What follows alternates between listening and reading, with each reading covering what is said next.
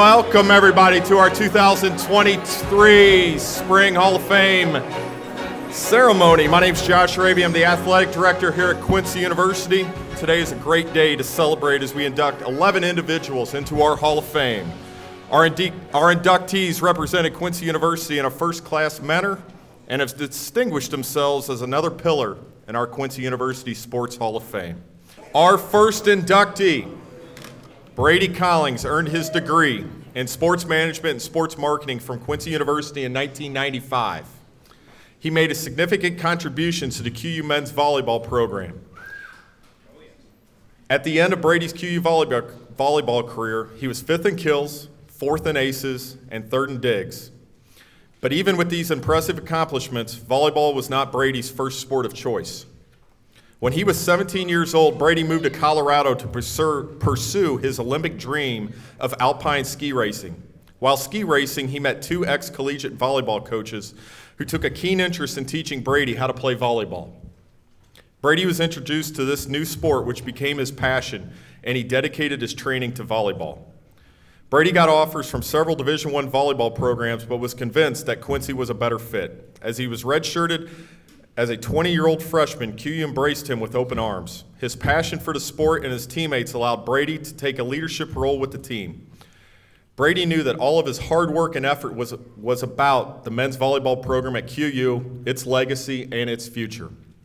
After earning his degree, Brady pursued a career in the sports gear arena. Brady has worked for 4 companies, including Nike, Spyder, Global Brands Group, and Liberated Brands. Today, he is the global GM brand president of Spyder, one of the world's most recognizable and credible outdoor sportswear brands and sponsor of the U.S. Winter Olympic team. I'm not done. Brady is also quick to acknowledge his time at Quincy University shaped him as a team player and this approach to leadership. As Brady says, the detours, roadblocks, and stumbles to get to Quincy and those that you have experienced in life are oftentimes the things that make it that much sweeter. Ladies and gentlemen, our first inductee, Brady Collings.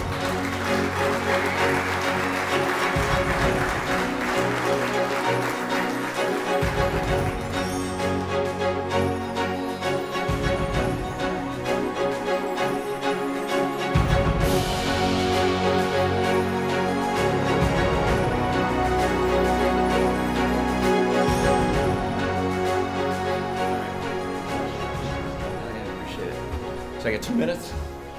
Ryan Lampe's got somewhere to be, right? Shortly. So I got to be quick. First of all, thank you. Thanks for having me. What? Use the mic. All right. You couldn't hear me before? So first of all, thank you. This is, means a lot. I do appreciate it. It's been many years, but I think, like I said, I really appreciate it, and thank everybody for recognizing me and this sport. But I think the volleyball career is one thing, and I think I got to a point of, at the beginning it was like me, right? And then I think I eventually came to realize that it wasn't about me; it was about that table. And building a program after, so God.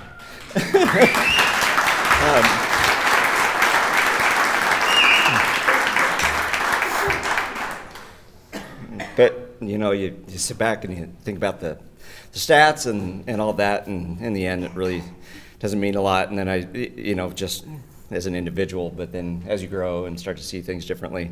But then on the professional side or the professional career side, I absolutely couldn't have done this without my wife pushing me along. So thank you. Love you.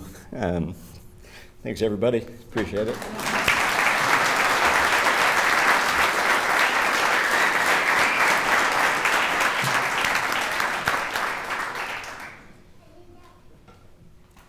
Congratulations, Brady.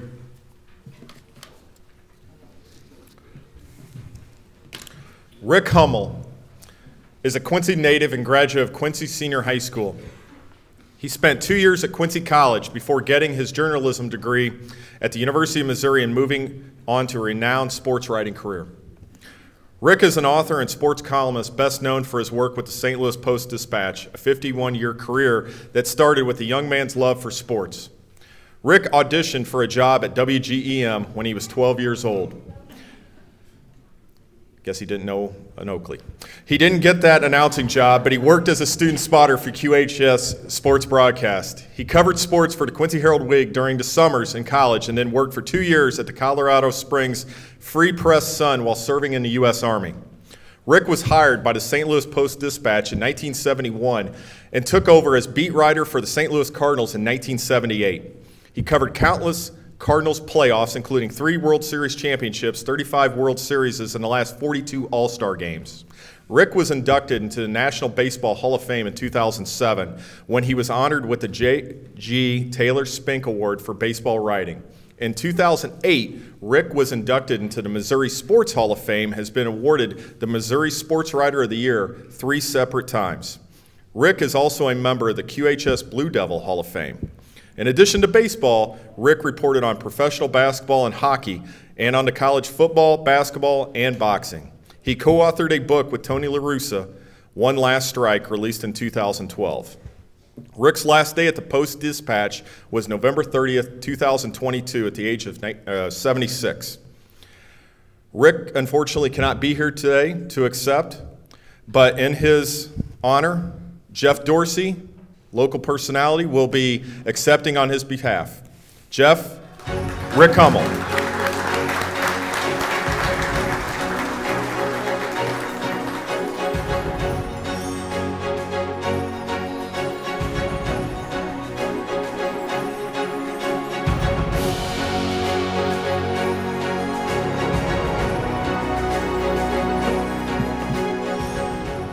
Obviously, as you heard, Rick is a little under the weather, and hopefully he will be available to come to many more of these events in the years ahead. And I'm just honored to be here to step in for him today as a good friend. There are a few people in this room that know Rick better than I do, but when I was asked to do it, I couldn't refuse it. So, first of all, good morning, everyone. I'm honored to accept this prestigious Quincy University Sports Hall of Fame Award on Rick's behalf. Didn't have a lot of time to prepare for this, but I'll try to be as brief as possible here. Rick is a renowned sports writer, as you heard, and I won't read half of what I wrote here because Josh took care of that for me. So, well, with some short notice here, my friend Paul Brown helped me out as well. Found out that Rick's illustrious writing career began here at Quincy College as a freshman in the fall of 1964.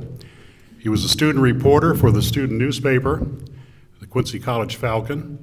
And ironically, in his last article he wrote for the Falcon on May 27th, 1966, Rick mentioned the names of 4 future QU Hall of Famers: Dave Costigan, Dennis Tramey, Dennis Cruz, and Dewey Calmer. I was with Rick and Linda Moore back in January of this year at a recent Quincy Exchange Club meeting, when he was informed by Linda that he was going to be inducted into the QU Sports Hall of Fame on this day. He was humbled by being named the Quincy University Hall of Fame to the Hall of Fame, and later said to me in that meeting, "Wow, what did I do to receive such an honor?" Well, as you heard, as we all know now, we know what Rick did. I say thank you to the selection committee on behalf of Rick, and I proudly accept the award today. Thank you very much.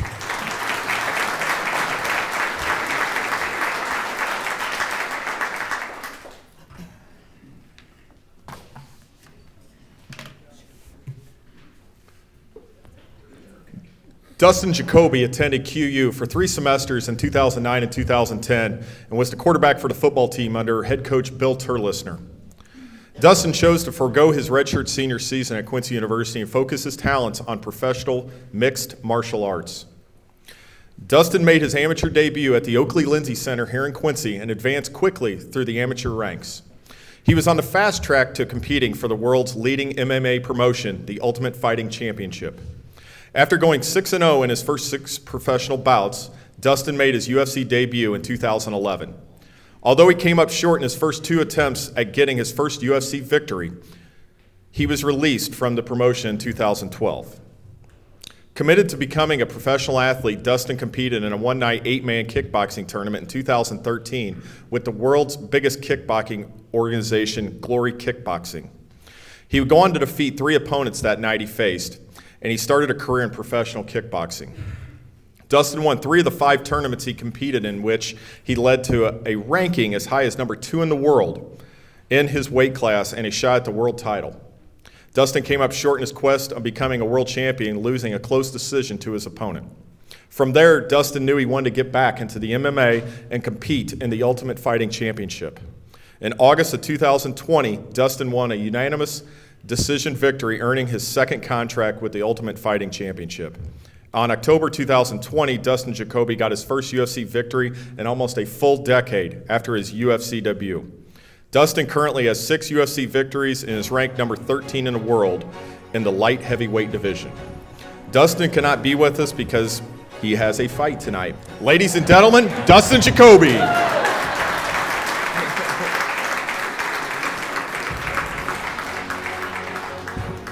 So, Brady, all right, I want to congratulate you again on becoming a Hall of Fame member, all right?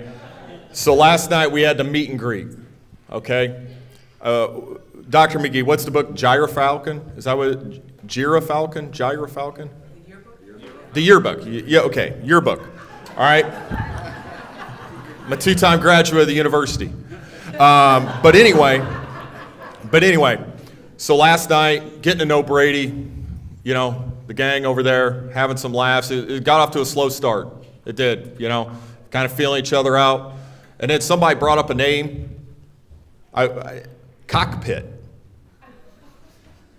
Oh, birds of the same feather, flocking together, right? So the one gentleman says, you know, obviously a little older than me, he goes, oh yeah, 4th house from the corner. Yeah, we're the ones that gave us the name Cockpit. And I'm like, no kidding. You didn't find that in the Gyrafalcon. So I believe we have some members of the Cockpit over here with the baseball convention. We have a history lesson here. We have found the originator of the name of the Cockpit, and it is still known that today. Let's have a round of applause. Right there. Okay. Fernando Barreto graduated from Quincy University in 2004 with a degree in graphic arts for business. Fernando continued his education at Quincy University, earning his MBA in 2005. In his 4 years at Quincy University, Fernando stood out as a pillar of the Quincy men's volleyball team. Known for his fiery style of play, Fernando was an all-conference selection 3 out of his 4 years at Quincy and was chosen as an All-American honorable mention in 2002. 20 years later, Fernando still ranks in the top 5 all-time in 3 different categories: hitting percentage, total kills, and blocks.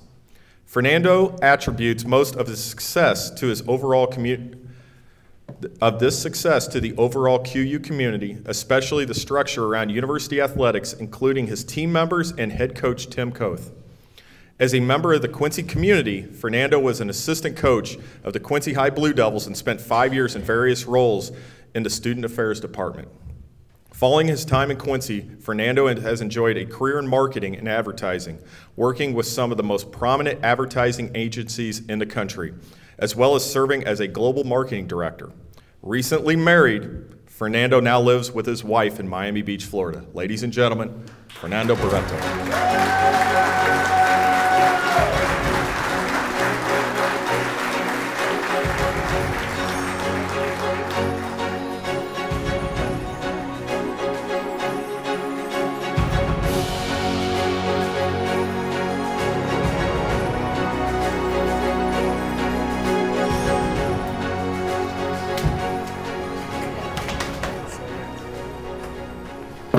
Wow.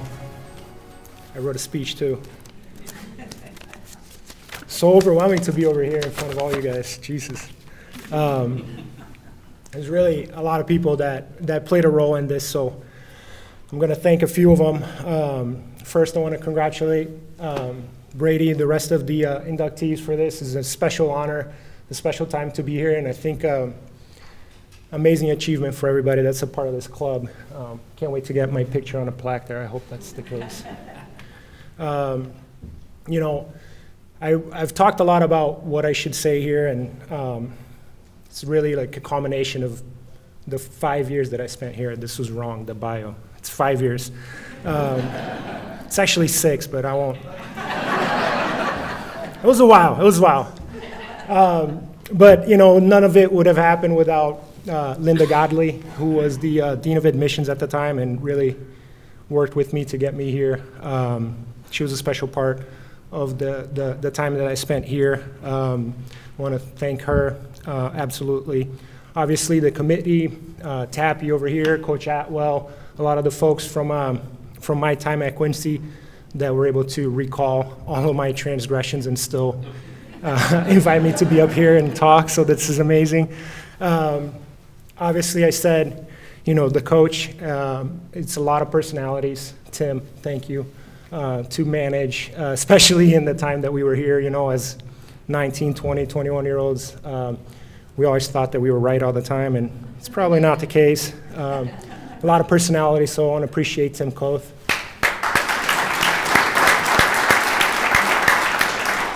And then obviously, and more important than anything, the teammates that I had.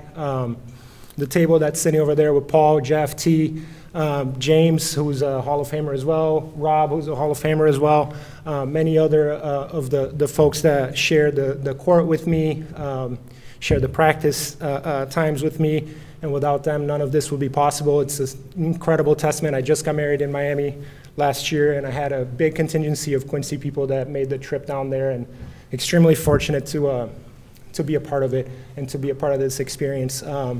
You know, Mr. Raby said on the intro, on the bio, right, that I credit a lot to the structure around Quincy University athletics. And you know, I'm from Brazil. I came here as a 17-year-old, and my first semester at QU, I had a 1.9 GPA, so I recovered somewhat.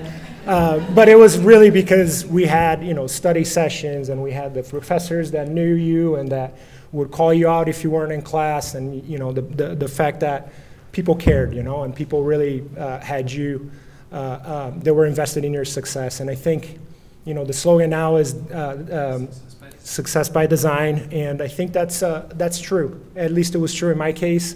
I wouldn't be here if I wasn't a part of the Quincy community, the Quincy University community. And, you know, I was thinking about this morning, and, you know, Coach, who was a pain in the ass back then,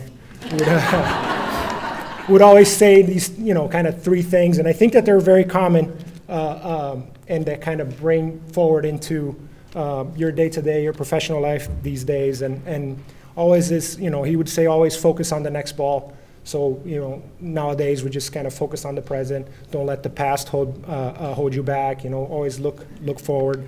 Battering the ball was another one that was common in practice. Always batter the ball.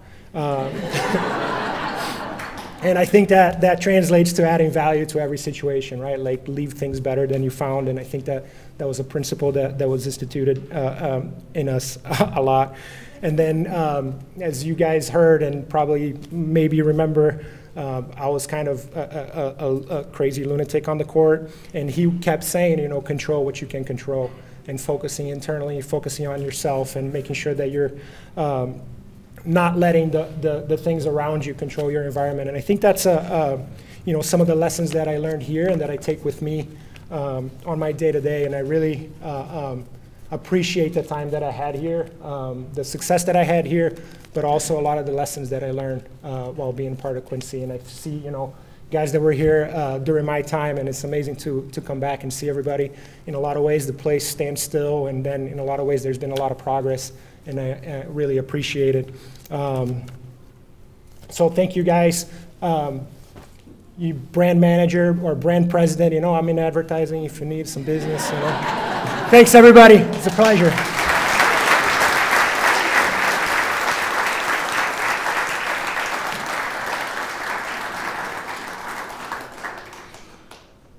You might have had a 1.9, but that was a 4.0 delivery to Brady. Rahsaan Hall is a 1996 Quincy University graduate with a degree in public relations. Rahsaan had a tremendous showing on the basketball court his junior and senior years, and he went on to play for Athletes in Action and professionally with William Jones Cup in Taiwan and with the Chinese Basketball Association. For his time with the Quincy University Hawks, Rasan's stats speak for themselves. During his 2 seasons at QU, Rasan set the school record for three-point field goal percentage and ranked 4th in NCAA Division II three-point field goal percentage. He totaled 804 points in 2 seasons, and he won the team free throw award and led the team in charges taken. Rasan was voted as team MVP and honorable mention All-American his senior year.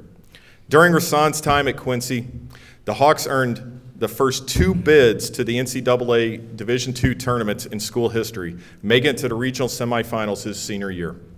After his time with international basketball, Rasan returned to his home state in California, engaging in several businesses, marketing endeavors, until he began a career in pharmaceuticals. Rasan has been with Pfizer Incorporated as a senior hospital sales specialist for the past 20 years. Ladies and gentlemen, Rasan Hall.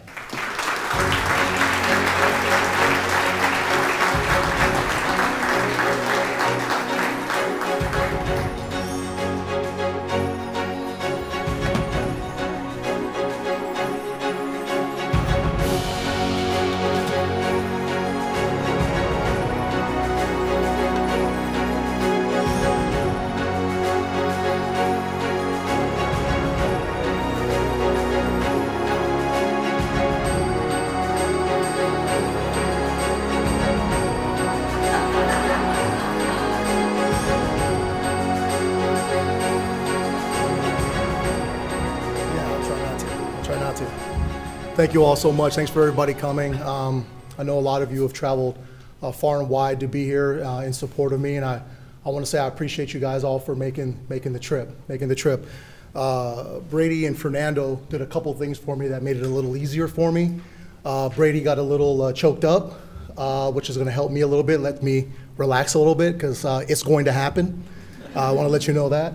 And then Fernando went past the 2 to 3 minutes that was available. So sit back, relax, dig in. If you have any sausage left on your plate, maybe you want to take a bite, and we'll get into it. First and foremost, I want to say thank you to Josh, the athletic director here, also the Athletic Hall of Fame chair, Dr. Linda Moore, as well as Quincy University President Brian McGee. I want to give a special thank you to Steve Luton and Dave Adams. I know when you get this type of award that is bestowed upon you, it takes people on the committee to really make an argument or a case for why you belong. And the two of them were instrumental in that process. And then in that group of people, I want to give a special thank yous to John Potts. I know that we had many conversations on the phone where, you know, he would tell me what was going on and what was happening, and I'd say, hey, Potts, let it be. Whatever the universe brings, it's going to bring. And through his presentations and putting together my package of my stats and all of those different things, it takes a special person. I stepped on campus here, I think this August, it'll be 30 years. I know, good moisturizer. I know you see it. It's good moisturizer. But 30 years have gone by, and so in order to get to this place, you know, in my thought is you have to have people in your corner that are making a case for you to bring you on board. So thank you. And now, you know, I was talking about being a little emotional earlier. My wife Debbie and my son Khalil are here. Also, my nephew Taz. My nephew Taz was here when I graduated. He was 5 years old. He was 5 years old. You see him over there. He's a grown man. he's a grown man. So, but when Debbie and I had Khalil, he's now 11. Everything changed as far as my emotions were concerned. I was, you know, tough and kept everything tight. And as soon as they put him in my hand, it was like I couldn't watch Budweiser commercials anymore. The Clydesdales, the dog going away and then making his way back home, and Debbie would look at me, "Are you crying?" I was like, "Are you crying? Are you crying?" So we'll get there. So let's start at the beginning. The beginning is, you know, my dad will be gone for 10 years now this September, and he not only taught me the game, but the love and the passion that accompanies it. You know, we would play basketball when I was younger. I think I beat him for the first time legit when I was going into 7th grade. We'd play, let me win the first game, and then he'd beat me the second game, then he would keep it close in the 3rd game. But I think the 7th grade is when I beat him, and we never played again. But he was like, my job is done here. There's nothing I can do. And so I'm really appreciative and thankful that he taught me the game, and then the passion he had for it had trickled down to me. This whole journey started in high school, to believe it or not, and I didn't even know it. Jeff Dunlap was a former QU coach here, and he recruited me at Crespi High School to go to a junior college in Southern California called College of the Canyons. And Dunlap left in my 2nd year. We had some success. We went to the state tournament both years. I was there, freshman and sophomore year, and we had some success. And then, but in that 2nd year, Dunlap moved on to Quincy University, where he started coaching with Coach Hawk here and his staff. And he was able to bring some players over from College of the Canyons. He brought them over to Quincy. And so when Dunlap moved here, he's like, well, we have another guy, Rasan Hall, that's at the same place where we brought these other 2 guys in from. And so he brought me over to the university. So now I'm here, and you know, some of the first things that you think about when you come to the university, as Fernando touched upon, is like, how did you get here? How'd you get in? How did that process go? What was the transition like? And I want to start off with then Jeannie Brown. Her name is now, I believe, Jeannie DeLuca. She's married, lives down in St. Louis, in the greater St. Louis area. But with my enrollment, she brought me in every class that was available that could transfer from the junior college rank over to the university. I mean, she fought tooth and nail so that I could transfer in as a junior transfer without having to actually still be in that sophomore classification to be able to come into the university, and she was instrumental. And then 3 of my favorite professors. Dr. Alfred Pogge, he was a longtime professor and scorekeeper for us, and an amazing educator. He was in the life science area where he taught. And then my mentor, day one I stepped on campus, some of the advice I got was get with your mentor and get a plan. If you want to be done when it's time to graduate from college, get a plan, get on schedule. And Dr. Hugh Fitzgerald, also known as Fitz, he was tough as nails. There was no jokes, and if you know me, 99% of the time I'm kidding. There's very little I take serious. And Dr. Fitz was no joke, but he knew I was successful playing basketball. I mean, he read, he saw what was going on, but more importantly, he wanted to see me succeed off the floor. And I wish he was here so he could see it, because he was big. He was big. Dr. Leonard Bialis, a theologian, you guys all know here if you've been around this area. He was my favorite professor at any level of my education. I'm not the most religious individual in the world, but I'm very spiritual. And through his classes, especially his world religion class that he taught, it definitely opened me up and helped me understand the large role within finding out my spirituality. And then we get to the basketball stuff. You know, there was a transition coming from California to the Midwest. You know, I think at that time of my life, I had been to Europe. I played on the under 13 U.S. national team. I was a goalkeeper for the U.S. We were in London, Denmark, Sweden, over there. And I think that's about the extent of like my travel around the U.S. You know, being a Southern California kid, we were able to, you know, do the new normal trips, San Francisco, San Diego, that type of stuff. But I've never been. So take a California kid, Los Angeles, pick him up and drop him in Quincy, Illinois. I think at the time, and I didn't see the sign when I came in, but I think there was like 32,000 and change, and I think there's about 32,000 and change that are still here. But there was 2 people that came before me that Dunlap brought over, and that one of them was Reggie Bell. If you guys know from the committee, he's already a previous Hall of Famer. And there was another guy by the name of David Langley. And so by having them here already, you know it. I saw your arm movement. That awful pass I threw, and he caught it at his waist and windmill dunked it. Yeah, man, it was unbelievable. But those 2 were here, and it allowed my transition to be a little bit easier as we got through. And then there's a few people I wanted to single out in that group. Tamel Moore, Thomas Gill Jr., also known as TJ, and then Fred and Sandy DeVoe. Tamela and Tommy, they had a different role. They lived right across the street here. There used to be stop, don't get started.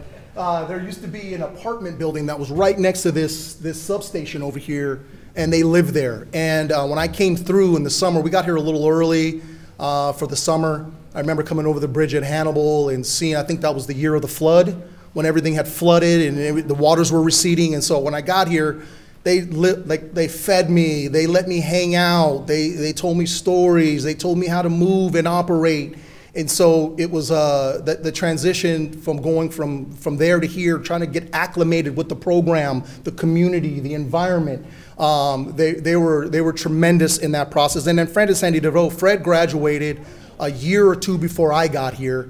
And him and his wife, Sandy, they lived off campus. They worked here in the community. But it was a place where they opened their home to me, and and other players as well. But they opened their home to let us just come and hang. Just if you wanted to get away from the campus, if you needed a bite to eat, if you just wanted to, talk nonsense and say whatever, they welcomed me with open arms. And these are things that I remember 30 years later that still stick with me in my experience at the university. And then there's Garland Grant. Garland's over here. Garland, super amazing, talented guy, brilliant. He's known to us on the team as G5G. He used to do some fraternity dances in the locker rooms when we were showering after practices and games. But Garland's point for me was he gave me someone on the team that was like the North Star. I mean, we had a lot of bright cats on. Andy Wagner, smart guy. We had a bunch of guys that were smart, but Garland was like the biochemist, pre-med kind of teammate, and he was that North Star when it came to education. I'll tell you two quick stories about Garland. One of them, Garland's parents, Mark Tree? Is it Mark Tree? Mark Tree, Arkansas. Garland's parents sent him to college with monogram undergarments. He came to college with monogram undergarments. So we're in the locker room, we're showering, we're changing. He's got GG. He's got GG, so we would tell jokes. And who was going to take your undergarments? The only person that could fit him was probably Tom Leppard, and they would have been like a tight Speedo on him.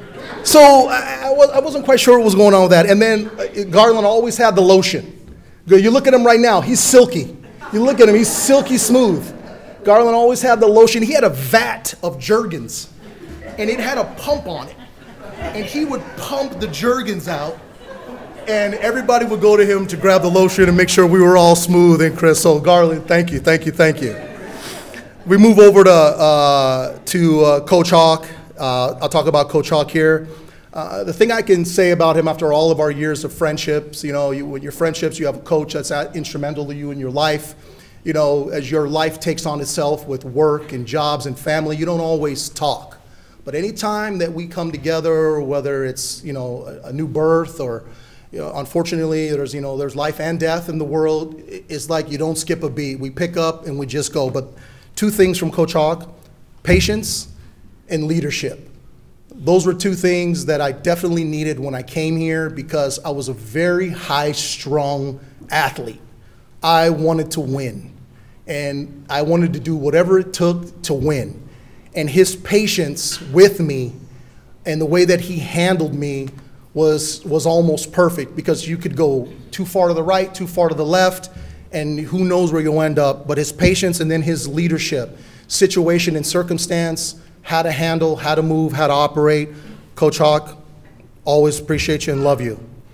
And then last in that group of people is Mike Foster. I've gone over this many times in my head, so I think all the crying is done. But Coach Foss was that person who was your ultimate sounding board with all of the things that were going on in campus, as far as education, as far as what people were saying about you in the community and how you felt and feelings. It was before that time where you could just be open about your mental health and where you were at any given particular time. Coach Foss's door was always open. You'd go in there, you'd sit down, and he'd say, "Tell me what's going on." And you'd be able to talk to Foss. He was that dad that was your coach, but also that person away from home that you were able to have those deep conversations when frankly, Coach Hawk was on your nerves or he was busting your chops. You needed someone to talk to about him, but who? The team already knew we were all pissed off, but who do you go to? And Coach Foss was able to bring us in, settle it down, and you don't know how much you mean to me, man. I appreciate you. Appreciate you. Let's get down to some of my team members. I'll try to move through quickly. You know, we got guys like I mentioned, Andy Wagner, John Peck, Tom Lepper, Jay Driscoll, Ryan Brown, Matt Steffi, another Hall of Famer, Paul Lentz here out of Payson. You know, those are just some of the guys as I'm thinking about my time being spent here. I already talked about David and Reggie, but some of the times I spent here, like these guys all offered a different challenge for me. You know, Andy Wagner, I think when I came in, I think Andy came in, that was his freshman year. Is that right, Andy? When I came through, it was a freshman or sophomore year. And you know, Andy, if you know Andy, you guys all know Andy Wagner. He's a monster, Quincy Blue Devil. And I was coming in as a transfer. They also had, I think, Paul Lentz at that same time, came in at that time. And I was like, where do I fit in here? Like, where do I fit in? And I remember looking to Andy and going like, okay, and that's the guy I'm competing against for minutes. You know, Paul's coming out of Payson Seymour, one of the top-rated players. Like, these are guys, and these guys challenged me every day. I mean, you saw how many game winners, if you were around that time, how many game winners Andy hit. You saw how tough and how Paul could fly through the gym. And so these guys challenged me every day. Tom Lepper, we used to battle in practice. That big behemoth of a man. We'd go to the hole, and he would foul you like it was nobody's belief, and I'd pick myself or scrape myself off the floor and go back at him. Ryan Brown, James Harris, I mean, the list goes on and on and on. And then two other people that are kind of the unsung heroes. John Welby, he's also known as Pops, and Anthony Twain. They were both our team manager. These were the guys that games were over, that grab our stuff, put it together, get us ready, practice gears around. They can never be thanked enough. And so, you know, when we start to try to, you know, wrap this up a little bit, I'm going to talk about a little bit about the success we had together.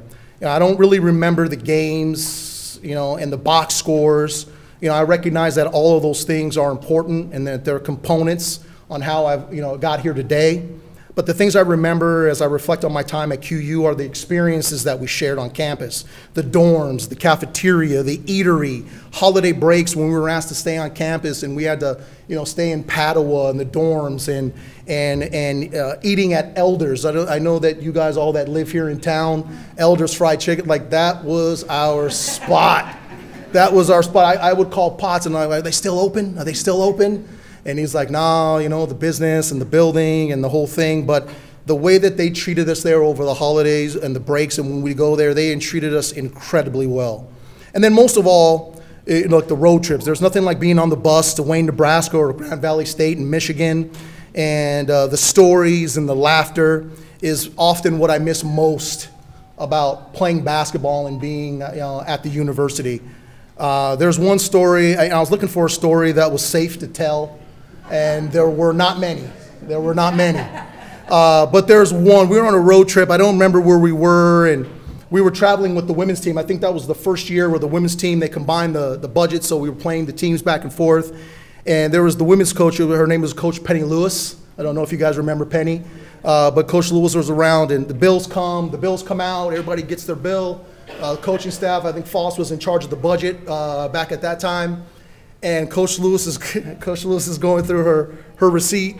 She stands up and she looks around and she said, "Who ordered the gratuity? Who ordered the gratuity?" We look, we're like, what, huh? What are you talking about? She's like, "Somebody ordered the gratuity. Who did it? Tell me who did it." Coach Foss, Hawk were like, "Penny, let me talk to you for a second. So that was one of them. There's a special group of friends that have gone beyond college. I want to mention them by name. James Harris, point guard here at QU. Marcus Manning, who's starting quarterback here at Quincy University for many years. Both here in the building. Katasha Jones, she was a guard for the women's basketball program. And there was another guy by the name of Christopher Newton, who I met through Marcus, who played football at Northeastern and also down at the University of New Orleans.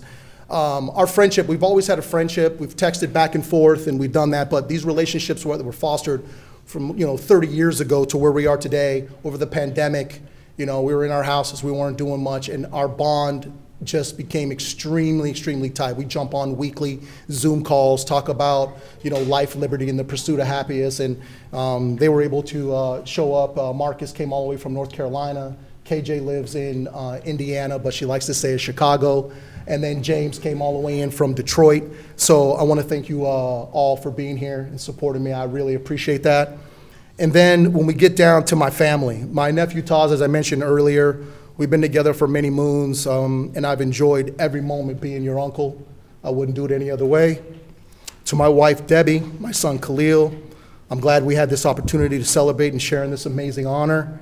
To my son, hard work, dedication, discipline will allow you to reach heights that you couldn't even imagine.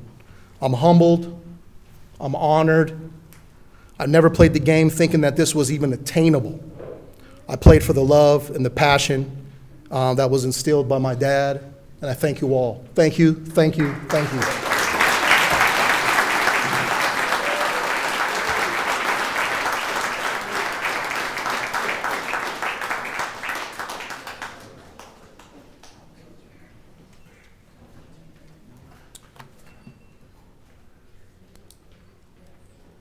Rasan, that was a great story about Coach Penny.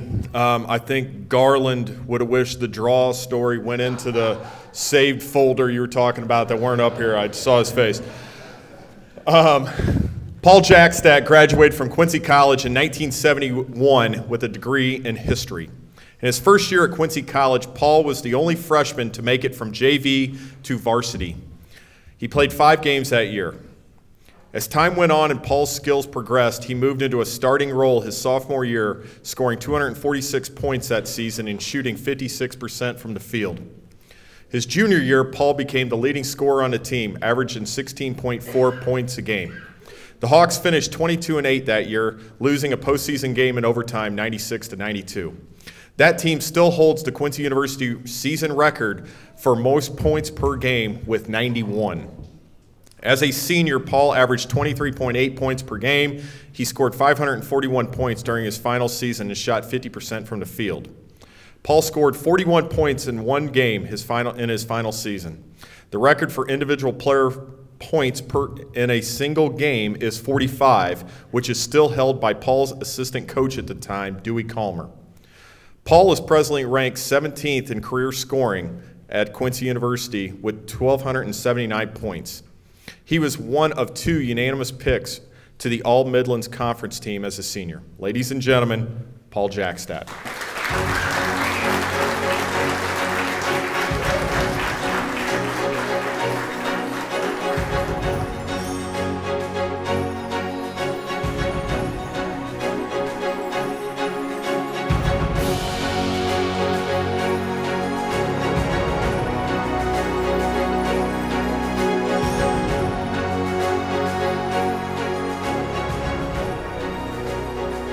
First, I'd like to thank Dr. Moore and the selection committee for giving me this honor. Also like to congratulate all the other inductees. In the time permitted, I'd like to recognize a number of people who helped me during my 4 years at Quincy. 56 years ago, I played my last high school game at a small town in southern Illinois called Collinsville. I played for the K-Hawks. We were 28-3 that year. We lost in the quarterfinals, and I was devastated. In February that year, we lost to Quincy's Blue Devils.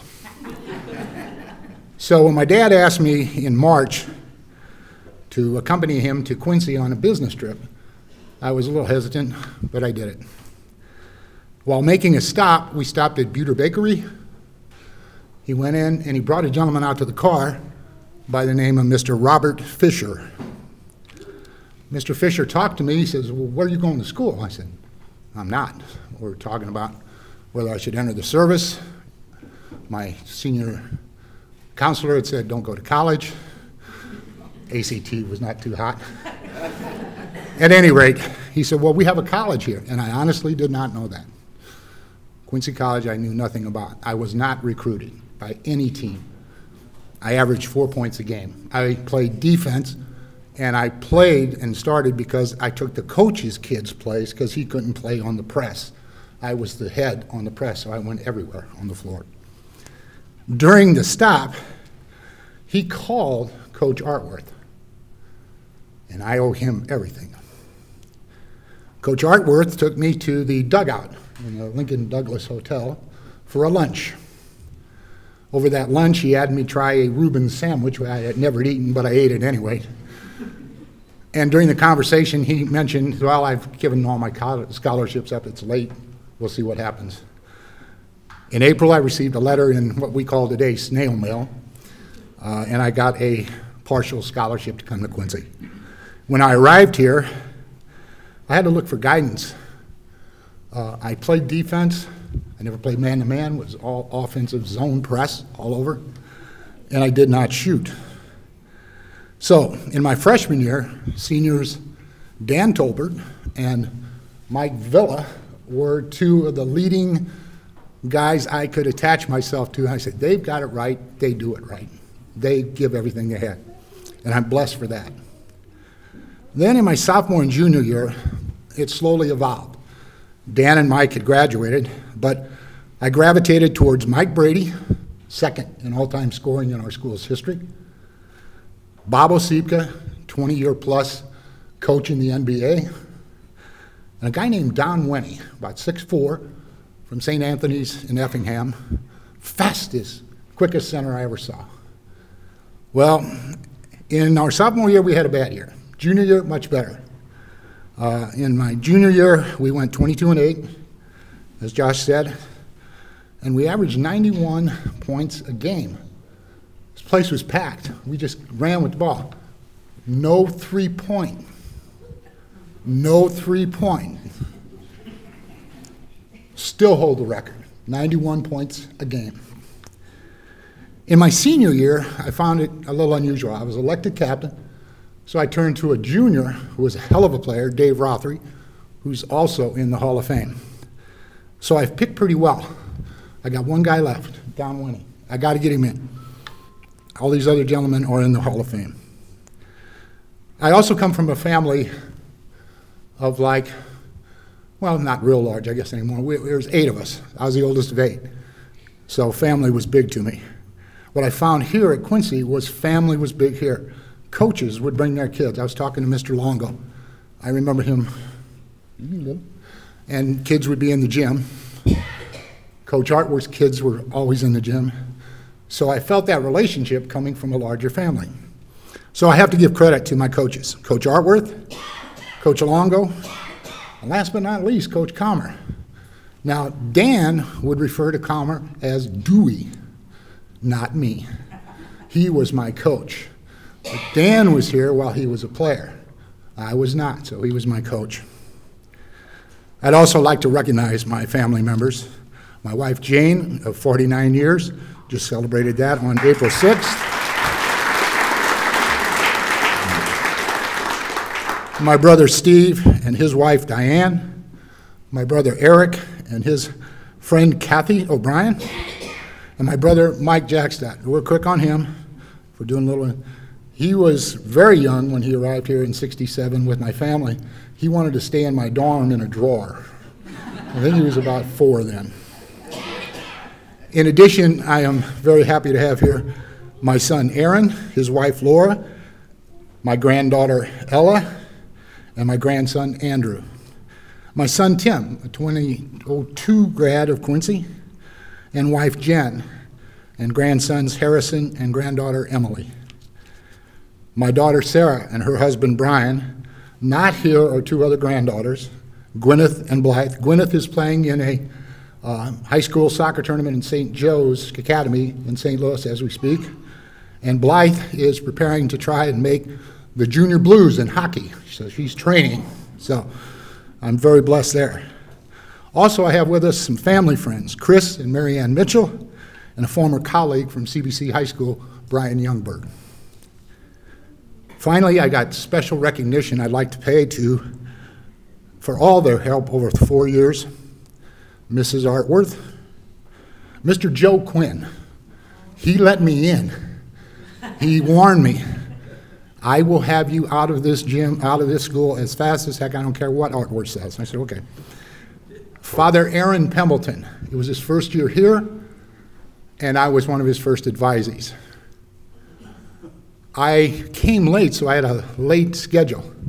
I ended up with a night class with him. Who gets a night class? These people are 25, 30 years old. Who does this? Well, it was him, and I had him for Western Civ, and that took. I ended up getting a history major. Father Owen Bloom, my head of our department. Dr. Costigan, and again, I don't think they do it anymore. He was my seminar and helped prepare me for my comp exams, pass, fail. You don't pass them, you don't get out. You got to retake classes. So very helpful there. Dr. Pogge, our scorer, always reminded me when I didn't do what I was supposed to. And crossing borders, Coaches Francor and Coaches McKenzie would always help give me some tips, information. That's what kind of family this place was. Lastly, I pay thanks to Coach Calmer, because I think he's the one that pushed this. At my age, I didn't expect it. Thank you very much.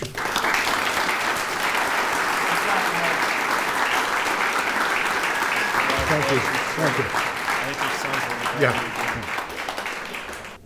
Bob Polahan earned his accounting degree from Quincy College in 1973.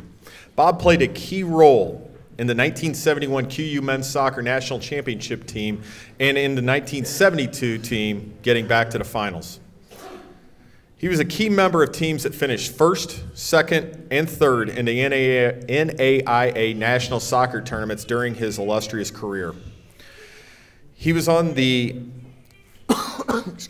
He was on the National All-Tournament team in 1970 and on the District 20 All-Star team in 1971. Bob is also a member of the St. Louis Soccer Hall of Fame.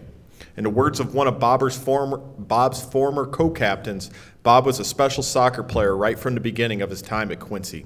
Bob earned his starting position early in his freshman season and remained a starter throughout his college career, playing 4 different positions. Few players could contribute skillful, consistent, versatile performances like Bob did. Comments from players include that Bob displayed excellent passing skills, was exceptional in the air, tenacious defensively, and covered a lot of ground. He was gifted technically and loved scoring goals. He was instrumental in framing the legacy of QU men's soccer program. Ladies and gentlemen, Bob Polahan.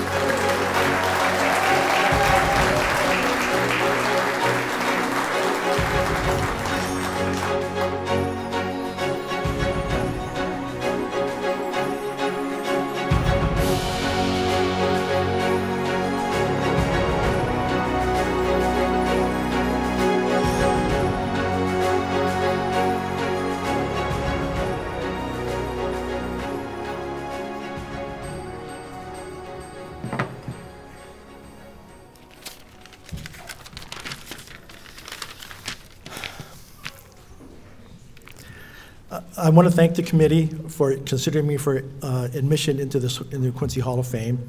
I also want to congratulate the other inductees. Thanks also to my family and friends who have come here today.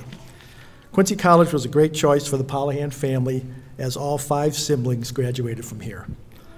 My 4 years at Quincy were some of the best years of my life, although I must admit that retired life is pretty good too.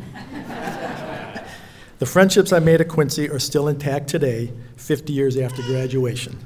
We still make trips to Quincy for things like the Mart Heinen Golf Tournament, and we come to watch soccer games. We're all looking forward to our 50-year reunion later this summer. When I started as a freshman in 1969, it was Coach McKenzie's first year. So the other freshmen on the team, Mario Camacho, one of them, we said we broke Coach McKenzie in. Coach used to say, we used to say, keep it simple, stupid. And every time he said that, Mario would say, he's talking to you. starting when my brother Tom was a freshman in 1968 through my brother Jim's senior year in 1976, our father never missed a home soccer game. And he also attended many away games, including the 3 years we played in Dunn, North Carolina for the national championship. We won that year in '71 with my brother Tom scoring the only goal, and we won 1-0. In closing, I would like to thank again everyone instrumental in considering me to join this Hall of Fame, and also thank Quincy College for 4 years of fun and even some learning. Thank you.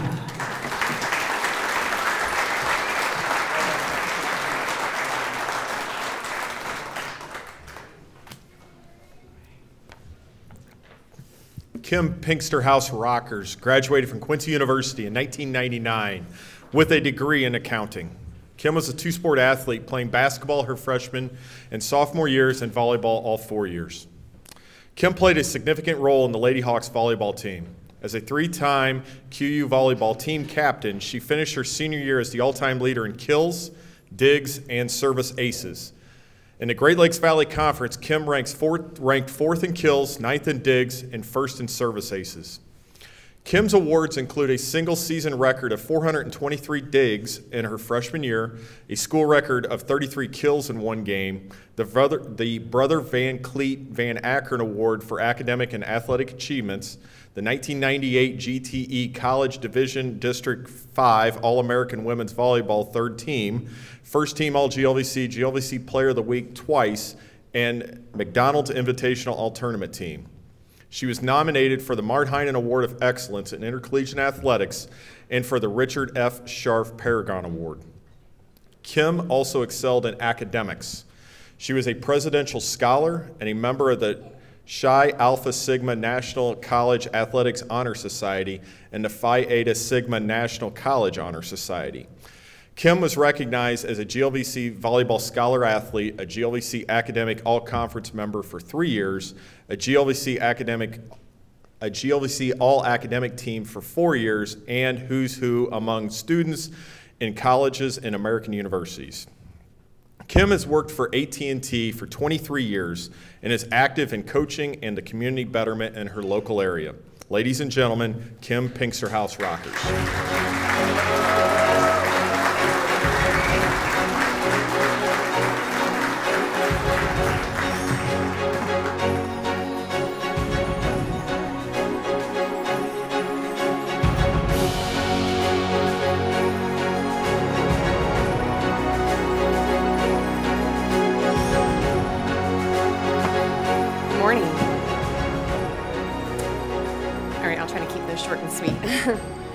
First off, I'm blessed and honored to be standing up here in front of all of you this morning. First off, thank you to the selection committee for recognizing my achievements. Also, congratulations to the other inductees here in the room today. My 4 years at QU was nothing short of amazing. I would like to personally thank a few people in my life who have had a major impact.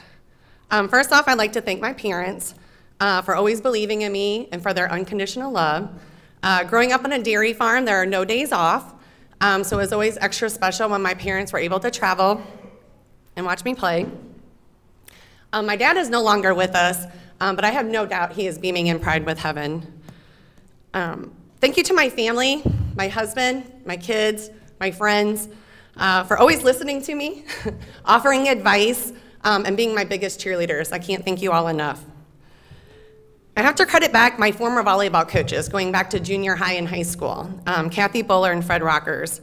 They say it starts with the basics, and they made sure that we perfected the basics. They both provided me the tools and confidence to be successful at the next level. My love and passion for this sport is a direct result of the impact that these two coaches had on my life. My QU volleyball teammates. This is a special group of people to me. We all had the drive to fight and the battle to win every match. I wouldn't be standing up here today if it wasn't for my amazing and talented teammates.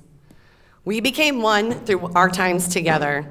We were a team that was well-deserving, and we had a desire within. Thank you all so much for the many laughs, the many tears, the many memories, but most importantly, thank you for the lifelong friendships. And last but not least, thank you to my coach, Tim Koth. Thank you for convincing me after my sophomore year to solely focus on volleyball.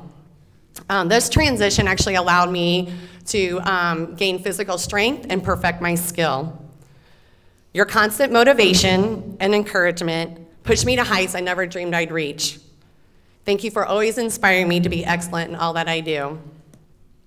There are not enough words to express how grateful I am for everything, but as I like to remind my kids often, in order to succeed, you must first believe you can. Thank you for the honor.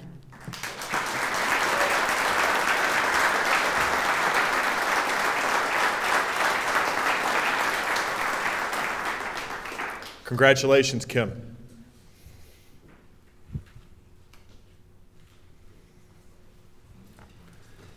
Heath Tagmeyer graduated from Quincy University in 1995 with a finance degree. His athletic skill set was utilized by the soccer, baseball, and football programs. Heath came to QU as a two-sport athlete. He was a two-year starter on the Division I men's soccer team and was awarded the 1992 Rookie of the Year award. Heath's strongest sport was baseball. He was a true offensive threat, ending his baseball career with a .352 batting average, 167 hits, 105 runs, 107 RBIs, and 31 stolen bases. Heath's offensive power was rivaled by his presence on the mound. Heath did not come to QU as a pitcher, but his passion for the sport and for his team led him to step up to the challenge. Heath excelled as a pitcher, where he won 13 games in 2 years, tallying 2 shutouts. Heath won 8 games in 1995, which at the time was the highest mark of all time, and his 82 innings pitched was the 5th highest of all time. To top off Heath's athletic career at QU, Heath started practicing field goal kicking because the football team needed a kicker. He kicked 5 extra points in his first game. 2 games later, he kicked a school record 48-yard field goal. That record stood for 26 years. The Hawks won the remaining football games that season after he joined the football team, and Heath was named to the all-conference team. Since graduation, Heath has held various positions in the technology sector, and he earned his executive MBA from Arizona State's W.P. Carey School of Business in 2013. Ladies and gentlemen, Heath Tagmeyer.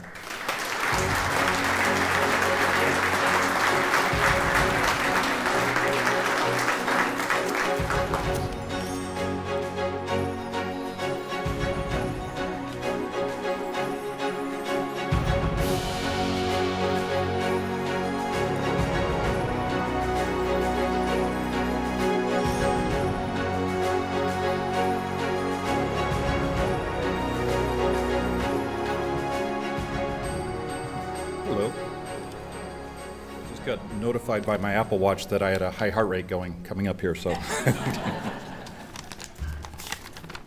First of all, thank you to the selection committee for this great honor. I really appreciate it, and being nominated with the other greats that have been acknowledged today and others that came before us. I was actually lucky enough to play in the same era with Brady, Bart, who you're going to hear from soon, and Rasan. I can say they were fun to watch, and obviously great athletes as they're being acknowledged today. So I have a few thank yous and then a quick story. First of all, teammates. Obviously I played 3 sports, so football, baseball, and soccer. A lot of teammates through the years. Some you keep in touch with and some you don't. Luckily this weekend was a great opportunity to come up here and catch up with some old friends.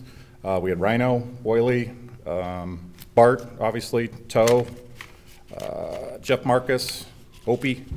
So we all got to catch up and tell some old stories, and even though it's been 30 years and you keep in touch on and off over the years, it feels like you just pick up right where you left off, and you start talking about the same stuff, and you laugh and laugh and laugh.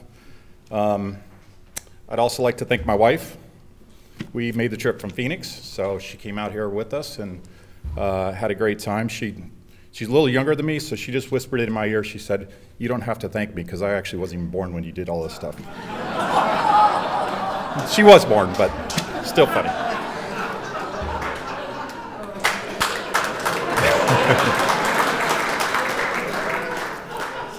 What I should really be thanking her for, so we went out last night and all my buddies were telling lots of embarrassing stories about me, so I'm thanking you now for putting up with all that stuff and still sticking with me.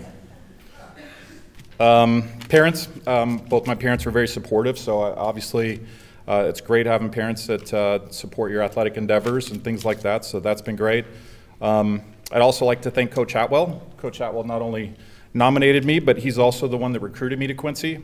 I was playing at a junior college in Arizona and playing baseball and soccer, and we fortunately played in the national tournament in New Jersey. Coach Atwell approached me and had said, hey, you know, we're interested in you possibly coming for soccer. And I said, well, I should tell you this, I play baseball too, and I actually think I'm a little better at baseball.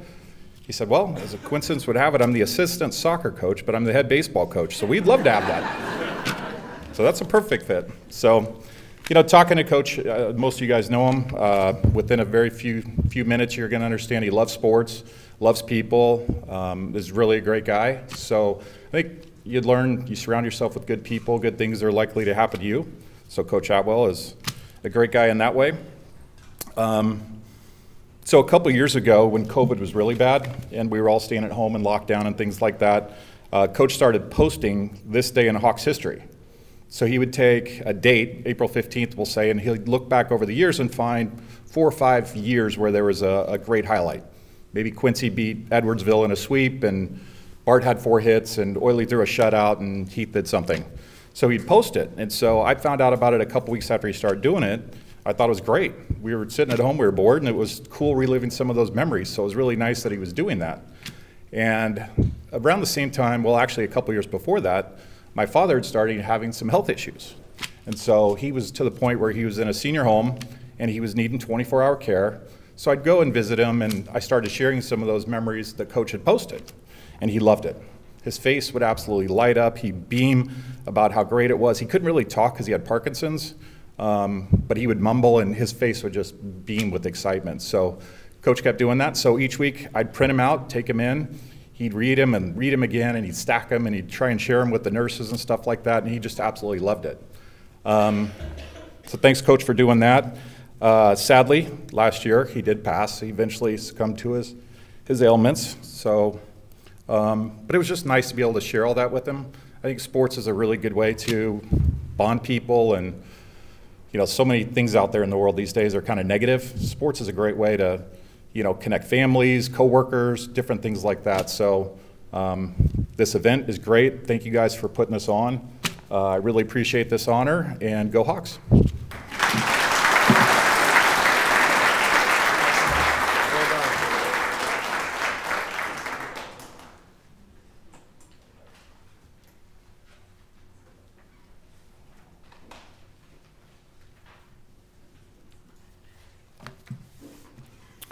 Brenda Walters Tanker graduated from QU in 2001 with a biological sciences degree, and she was a key player in the women's volleyball team.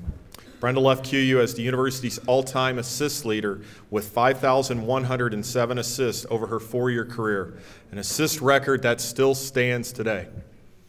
Brenda broke her own assist record with 1,615 assists her senior season, the most for any Lady Hawk in a single season.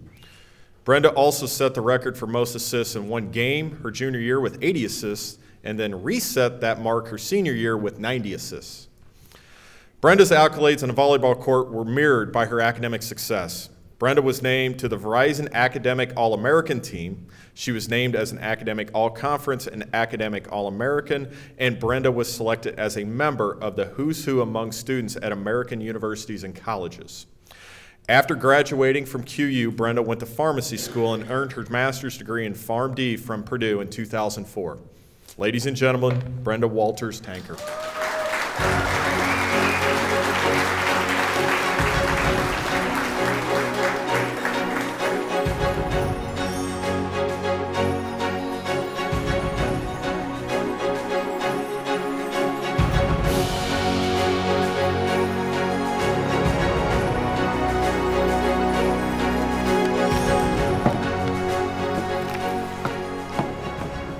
The successes I had while here at Quincy were not mine alone. Being a setter on a volleyball team, all of my stats are dependent on my team. Every single assist I had was due to at least one other girl. The girl who hit the ball, and then of course the girl who passed the ball. So this award is really because of all you girls. Thank you for being great teammates. I think my coaches, especially Tim You encouraged me and pushed me to always be better. I thank my parents for raising me with the skills of hard work and passion. Nothing great is accomplished in this world without passion. During the time I was at Quincy, my passion was for volleyball. While my passions have changed since my time here, I thank the people who fostered that trait in me during my life. It's the quality that's made me the person I am today. My passions now are for serving the Lord and my family, so thank you.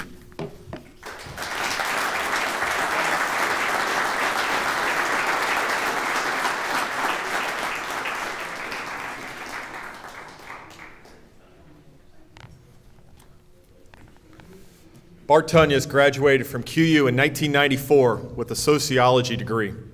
His contributions to the QU baseball team set historical standards. His senior season, Bart was the team leader in triples, doubles, and RBIs. His batting average of .446 his senior year is still the second highest in the history of Hawk baseball. That mark ranked him 13th in the country that year. Bart's slugging percentage of .846, which was good for 4th in the nation, let him know that he was known as a power hitter.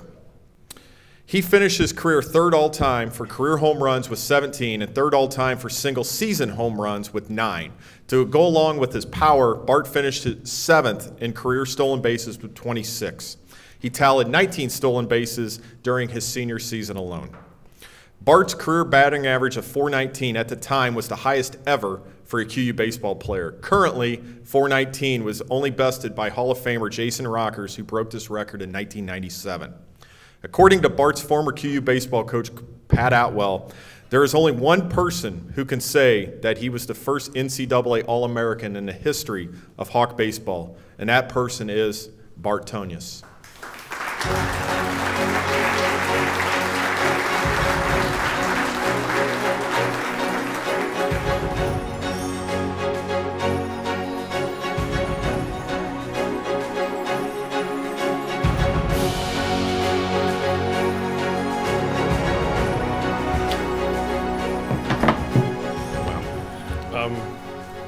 I had to get the notes out too. So I want to thank the committee, first of all, for this honor. This is my 3rd Hall of Fame that I've been selected to, but the first one's my high school. That's pretty cool and all, but a lot of people get in their high school Hall of Fames. My second one is my junior college where I went, but we went as a team. The whole team went, so that's pretty cool.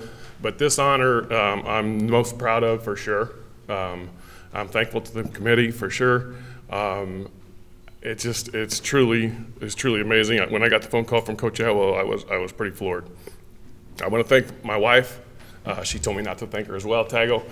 But I'm going to thank my wife because without her, I'm going to try to keep it together, guys. I will choke up, I guarantee it. But I want to thank my wife of 30 years for supporting me no matter what and sitting through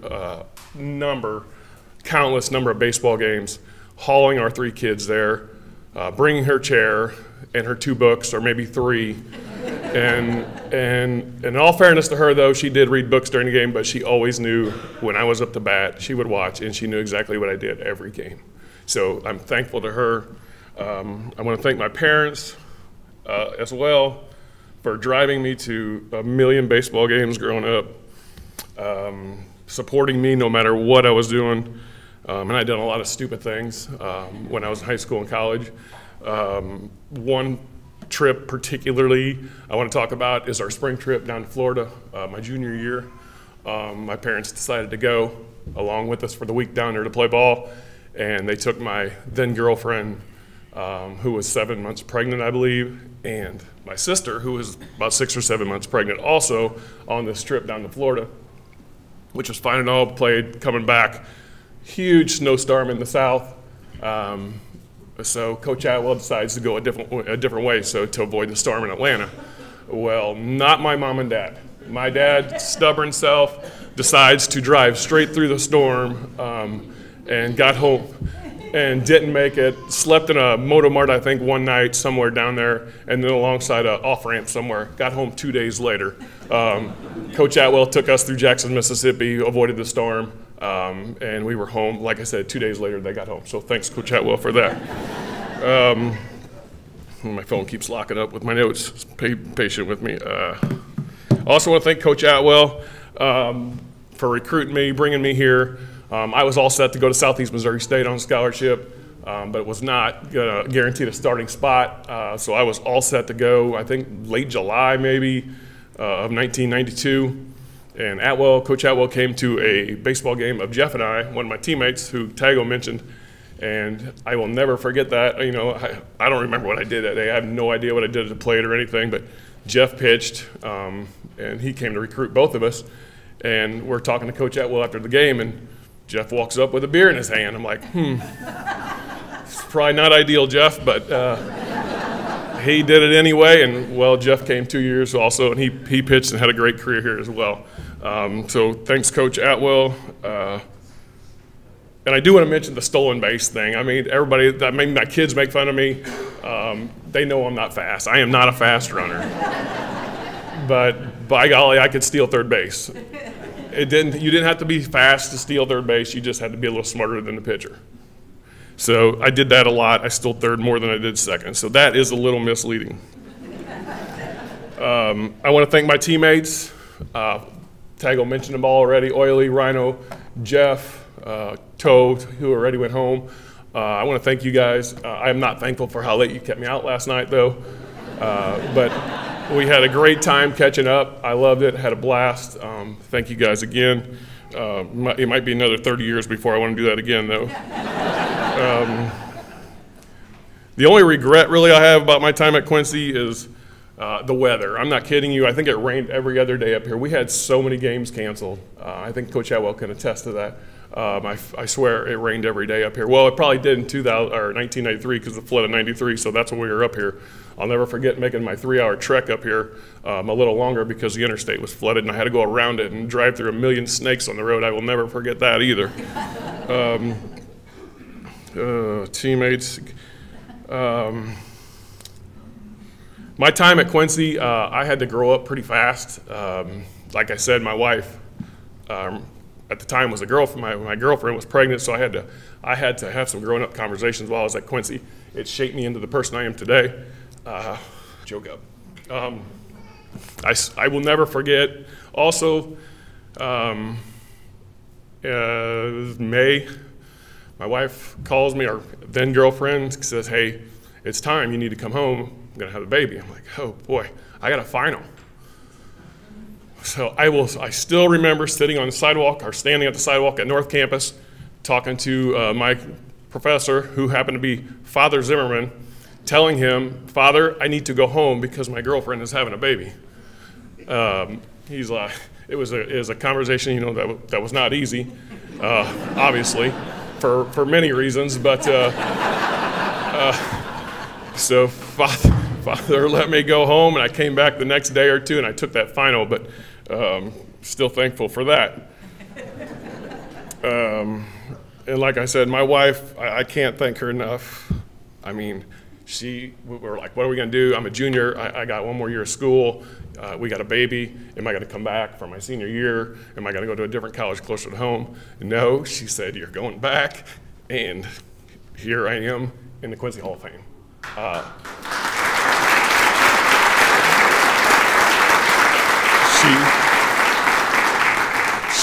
She raised that baby herself for a year. And, well, I'll tell you another story, which, real fast, then I'll be done. I know you guys have been here a long time. Be patient with me. But we lived in Country Club Heights my junior year. And I wish Jeff was here. I think he left. But we lived in Country Club Heights. And we had a neighbor right across in one of the buildings next to us.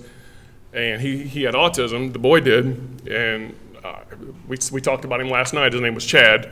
And Chad, every time you tried to talk to him, he would cuss you out, literally cuss you out.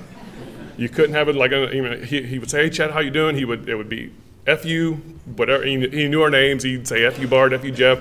Anyway, so he had autism, but every day his bus came at 10 to 7, every day.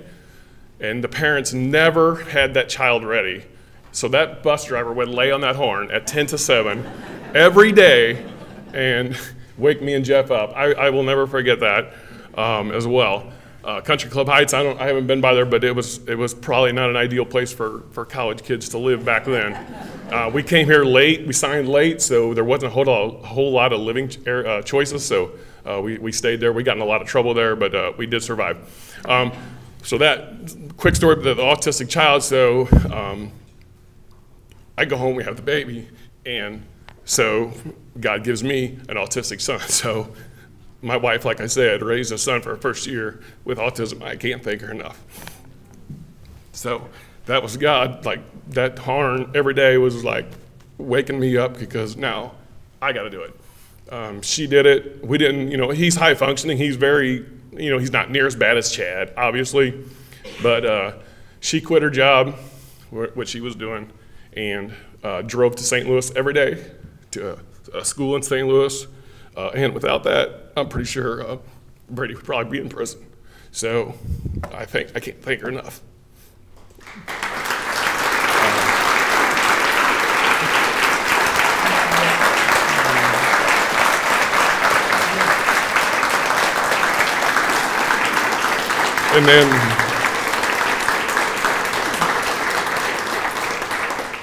And she waitressed while he was in school, and then drove him home.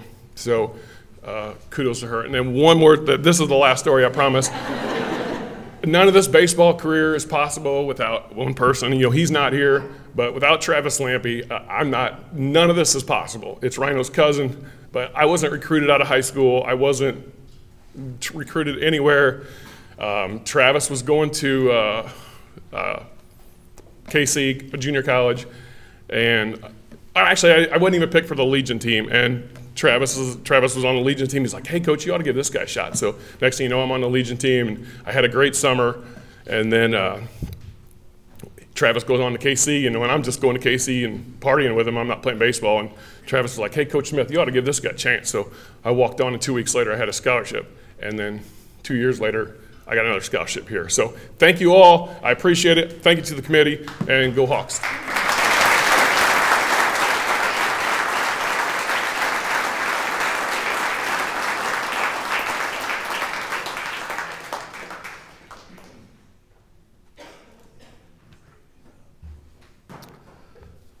Bart, I can't tell you, I too played baseball here at Quincy University. The Jeff Marcus beer story has legs. It has lived on for 40 years. It's been a pleasure to induct the Spring 2023 Hall of Fame class. With all your accomplishments while at Quincy University and since leaving campus, you're indeed another pillar to our Hall of Fame. We're all very proud of you and what you've done throughout the years. But before we leave, let's give one more round of applause for our inductees.